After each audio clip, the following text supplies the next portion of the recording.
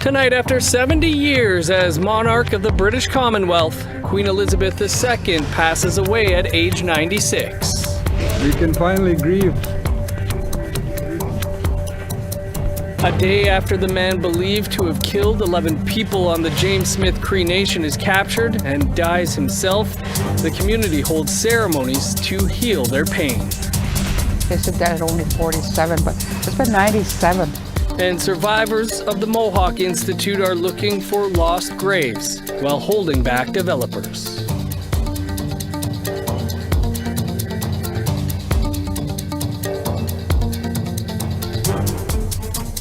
Good evening, I'm Dennis Ward. Welcome to APTN National News.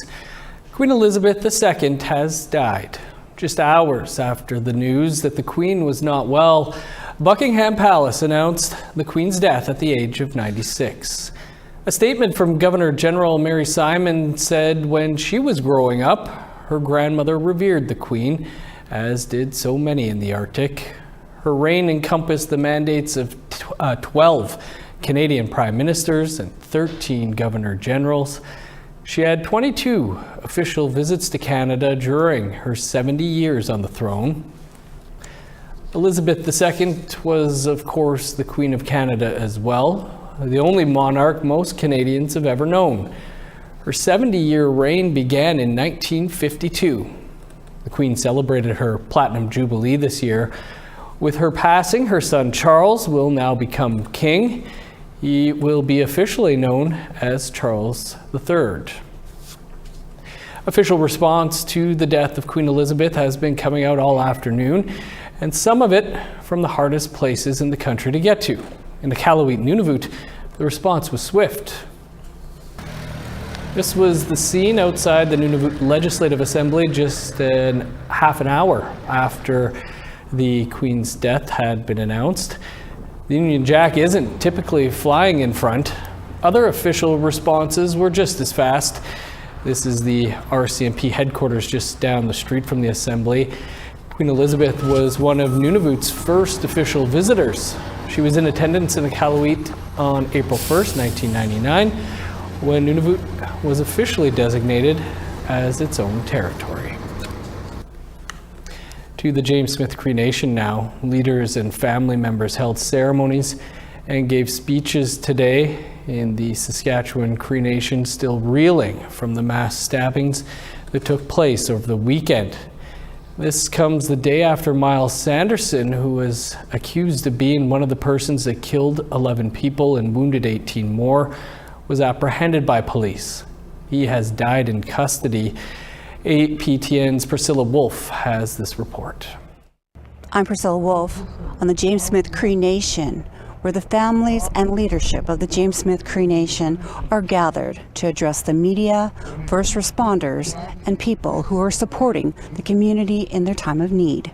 Her husband was one of the accused. Her husband was accused of killing my sister. Our family is here to forgive. This woman shouldn't have to bear that kind of guilt and shame and responsibility. I just come here to personally thank the RCMP, all of them, every single one of them. They left their families behind to come and help us. And to help us grieve. We can finally grieve. A lot of people were chased out of their houses in our community, scared. It's been the hardest few days of my life. The commanding officer of the Saskatchewan RCMP says that communities and the police need to work together to stop these tragedies. We ask that we have our own tribal policing. We ask for awareness in addictions. We ask for treatment centers. so things wouldn't happen like this to any nations around the world. This incident sheds light on a fractured system where the parole board has to be more transparent and to make some fundamental changes in consultations with First Nations peoples. The justice system needs to work with our members, our leaders of our First Nations, and establish, in this case, a transition period for those dangerous offenders. Community members are saying that gatherings and wakes have begun to happen as the community begins to heal. Leaders are saying that the teepees will not come down until they reach all their family members. My relatives, my nephew and nieces.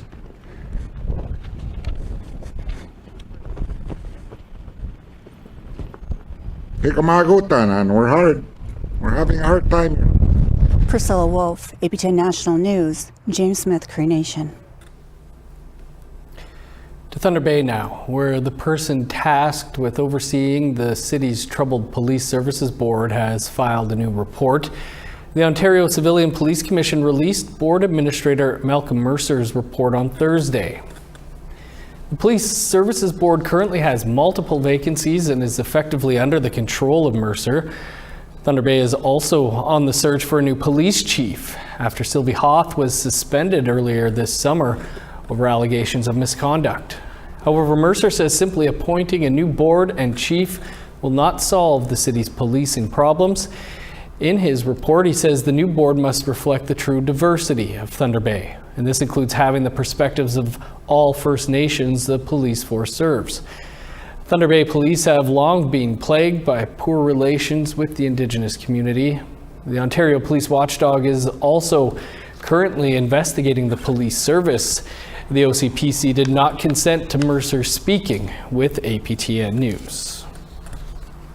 The family of a man that was in distress want answers after Vancouver police fired multiple rounds from a beanbag shotgun at him and killed him. APTN's Tina House has that story. This memorial set up on Hastings is to remember 42-year-old Chris Amiot. The father of 7 and grandfather of 2 was only in Vancouver for 5 days, visiting his 2 eldest children, when on August the 22nd, he was the victim of a bear spray attack. He was running up the street taking off his clothes because that's what you do when you get bear sprayed. The family of Chris Amiot recently held a press conference in Vancouver to demand answers as to what happened to him. Samantha Wilson is Chris's cousin. He was yelling to the bystanders, call 911. You know, someone help me, like I need help. And we were told that 6 cop cars arrived. Chris Amiot's family says he was then shot by police 4 times in the back and 2 times in the chest by a high-powered beanbag shotgun at close range. There was an interaction between that man and the officers. He was taken into custody, and after he was taken into custody, he did go into medical distress. And all the witnesses that have told us have said that Chris had his hands in the air when he was shot. He was holding a jug of milk in his hand, and his hands were in the air when they fired upon him. And that he was shot twice in the chest and 4 times in the back. The incident took place here in broad daylight, with numerous witnesses agreeing that there was no altercation and that he just needed medical help. We were all shouting at the police that he was bear sprayed and he needed help, and they didn't listen to us. Chris's family are demanding answers and claim the police have not contacted them. I'm here to seek understanding and reasoning behind the split-second decision made by this police officer to pull his trigger 6 times instead of 1. That would have immobilized Chris and caused him to fall to the ground, and he could have been administered the care that he was begging for. The Vancouver police told APTN they can no longer comment on the incident, as this case is now part of a police watchdog investigation. This memorial pays tribute to a man that was deeply loved by his family, and what many are saying was at the wrong place at the wrong time. Tina House, APTN National News, Vancouver. New information is coming to light at one of Canada's most notorious residential schools. That story and more coming up after the break.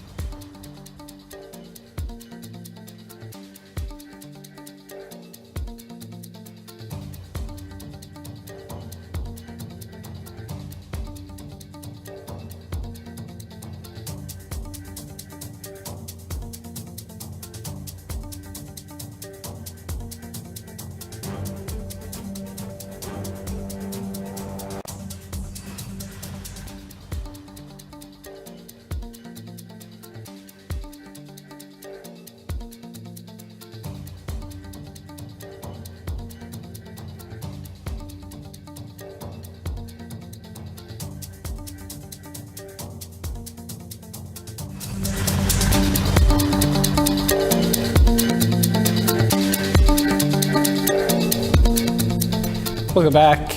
It's been over a year since survivors started trying to uncover the truth about the Mohawk Institute, one of Canada's oldest and longest running residential schools. As Annette Francis tells us, it's been a slow process, but their search for the truth is starting to pay off. Yeah, and then when we was here, we'd be so hungry all the time, so we'd have to, the boys anyway, had a lot more free time to roam around, so we had to go to the dump just at the back of here. Charlene Bomberry is a member of the Survivors Secretariat and one of over 15,000 students that were forced to come here at the old Mohawk Institute, also known as the Mush Hole. She says new documents reveal more deaths than what was listed by the National Center for Truth and Reconciliation. They said that at only 47, but it's been 97, and no history is still working on this stuff, right? It's still working, it's still a work in progress. And because if you look at it, 38 communities came here. People, like students from there, came here to this place. Alice Glaze is a researcher with no history. The research firm that has been collaborating with the Secretariat for the past 9 months. So, for instance, some of the 97 children that we have identified so far, we don't know their names. They might just be mentioned in a record in passing. And so we're continuing to work to try to identify specific names of children who passed away and the impacted communities. And we also are looking at a wide variety of records to try to get more information on where those children were buried. As for the ground search, Geronimo Henry says it's still ongoing. He says it's a lot of work. I understand there's only maybe 2 people in Ontario that can read this data. So I don't, like in each one of these squares you see here, and it seems like to me we have like over like 100 of these squares done, and we're waiting for, you know, and I think everybody's kind of waiting to see if there's unmarked graves here. Survivor John Elliott is doubtful he'll see the end results. I don't think I'll see it at the end of my lifetime. I'm 85 years old, and I think so far as they've gone with them grids right now, it's only maybe 5.5 acres or something like, and there's 600 acres around here to do. So, like I say, I'll probably never see the end of it. Diane Hill remains hopeful. She says what they need is to have all the records released. She also has concerns over local development and the protection of the site. The buffer zone possibly contains burial sites. In the Provincial Cemeteries Act, provincially, federally, whatever their level is, their regulations identify cemeteries as protected if it's an identified burial site. So even if it's ancestral, if it's a native ancestral burial site, it is not protected. According to Hill, a meeting is planned later this month with developers, city officials, and archaeologists to discuss the protection of the buffer zone. Annette Francis, APTN National News, Brantford. The National Indian Residential School Crisis Line is available for survivors and others who might need support. That number is 1-866-925-4419. A term that has historically been used as an offensive ethnic, racial, and sexist slur, particularly for Indigenous women, is literally being wiped from the map in the United States. The Department of the Interior says the S word has officially been replaced in nearly 650 locations in the U.S. It's the culmination of the work of the Derogatory Geographic Name Task Force and the Board of Geographic Names that included consultation with 70 tribal governments. In making the announcement, Secretary Deb Haaland said she felt a deep obligation to use her platform to ensure public lands are welcoming, and that starts with removing racist and derogatory names. A Mi'kmaq designer is off to Fashion Week in New York City. That story and more coming up.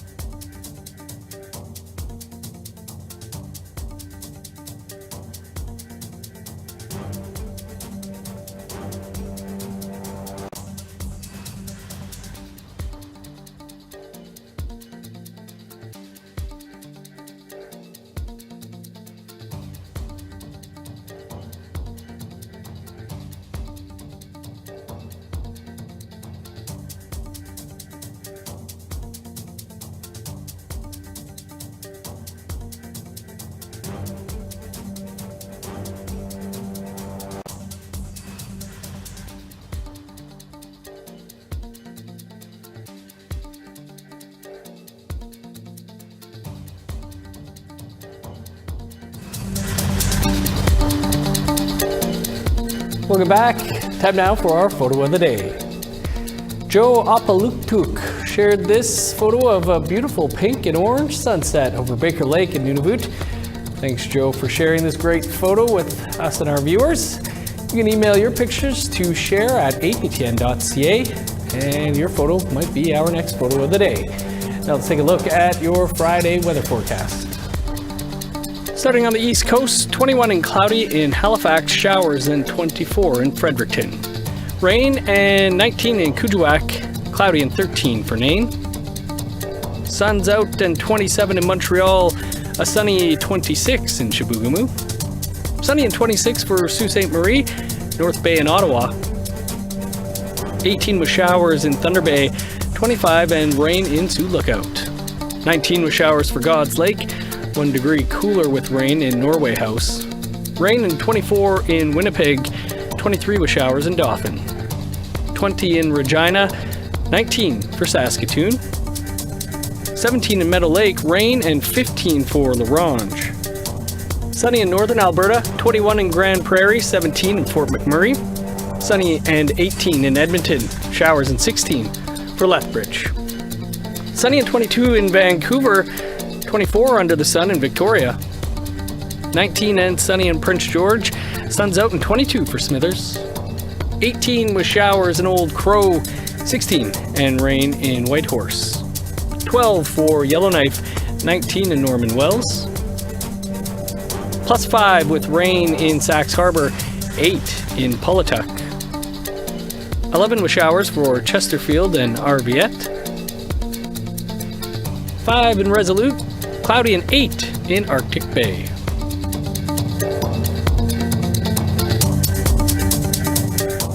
From a Mi'kmaq community in New Brunswick to New York Fashion Week, a Mi'kmaq designer is preparing for the Big Apple. Angel Moore has that story. Ever since Ingrid Brooks was a child, fashion has been part of her life.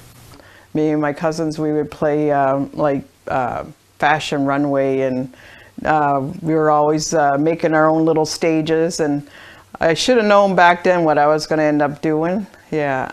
And you know, and I always wanted to be like the boss, of the Now these Brooks designed gowns will be part of New York Fashion Week in a fashion show featuring independent designers. Brooks of the Indian Island First Nation hopes to network and learn. Like, I want to get a ready-made collection, and hoping to meet people to connect with them and how they did it. Brooks designs are becoming a regular on the runway. Last June, they were at the Badabin Art Symposium in Fredericton, Indigenous Fashion Week in Toronto in 2018, and Paris Fashion Week in 2019. Brooks designs tell a story representing Mi'kmaq culture. This blue gown is Brooks' favorite. Made with cloth traditionally used for trade, the material can last up to 100 years, and sewn Mi'kmaq double curves with sequins. The print on this dress is a porcupine basket made by Brooks, featuring fire colors. When they look at her dress, they're going to say, oh wow, this is Mi'kmaq porcupine quill work, and these are double curves. She's from the East Coast. She's Mi'kmaq. So just to represent where we're from, and worn with a Mi'kmaq peak cap and basket, featuring Mi'kmaq culture in fashion. This peak cap, Brooks made with trade cloth and microbeads, following designs that are over 200 years old. This is part of our culture, and I like to see more of the women wearing these. You know, this is Mi'kmaq. Brooks, inspired by her grandmother's patterns, learned how to sew from her great aunt. She says the Mi'kmaq double curve has different meanings. The curves, I hear different stories about the double curves. I heard like this is the beginning of life, the middle of your life, and then the end of your life.